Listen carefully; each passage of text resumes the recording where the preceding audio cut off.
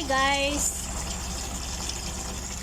Maglagay ako ng tubig sa bucket or balde. Siguro mga kalahati guys.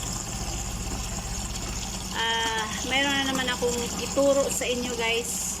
Solusyon sa mga problema sa karamihan. Hintayin natin makalahati guys. So ayan, mga kalahating balding tubig guys. Tapos may chlorine ako dito guys. Maglagay ako ng 50 grams na chlorine. Okay. Tapos i-melt natin sa water. Melt natin guys. Hintayin natin yan ma-melt.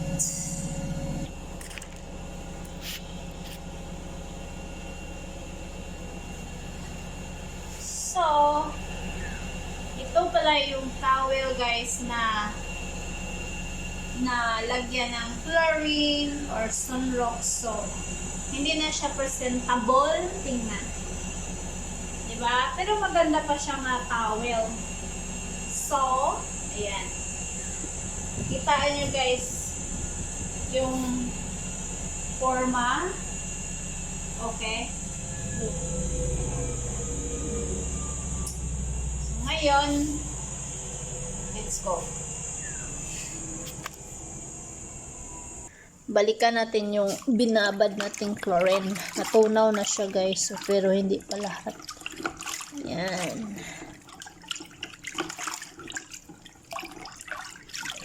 So ngayon guys, i-dilute natin yan or iswak. Okay. So hintayin natin mamaya guys after 1 hour kung anong resulta at mangyayari.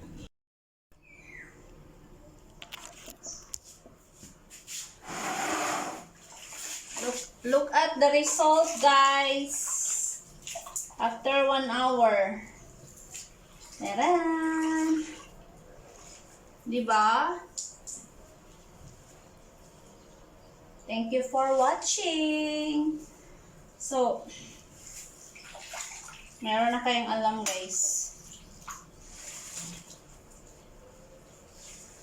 Ganon. Kanina blue. Tingnan nyo ngayon guys. Diba?